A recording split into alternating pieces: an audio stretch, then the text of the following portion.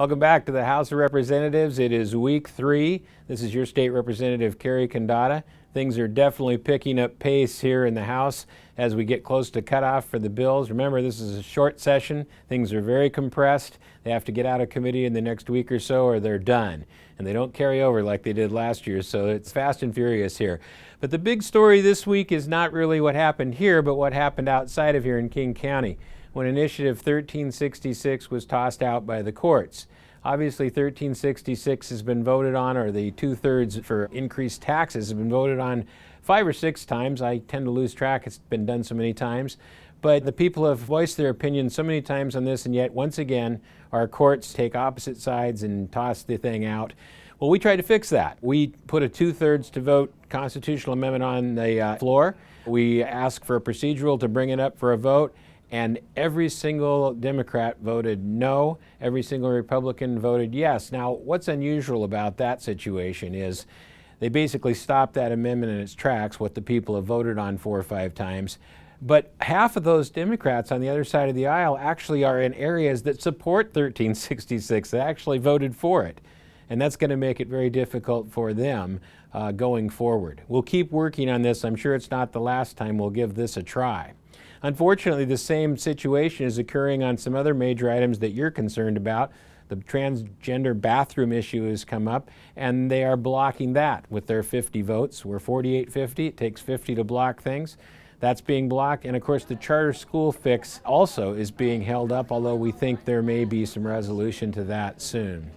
Another big hearing this last week is something I've been involved in for some time. I've been critical of the Boeing company because they asked for a big tax break and then started to shed jobs immediately. The minute that tax break took effect, jobs started to be shipped out.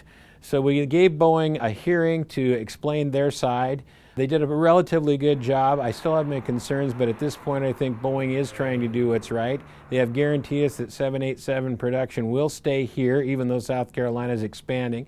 They have guaranteed us that all 737X production will remain in Renton, not go to China as previously talked about. That's not going to happen. So they made a pretty good case that they're doing what they can, but we are concerned that they've lost 4,000 jobs. However, there's been at least 1,000 jobs created outside of Boeing in the nearby area with other aerospace firms, so it's not quite as bad as it looks.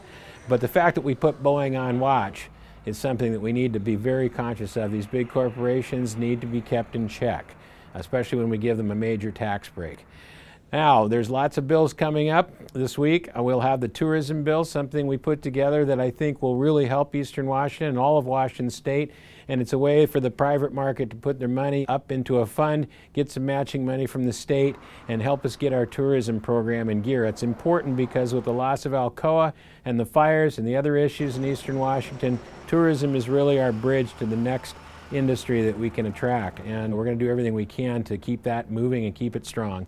Also, we've had some interesting smaller bills like elevators. We've had a lot of trouble and issues with new elevator regulations, building owners complaining. We got some great traction on that this week, and a lot of other small issues.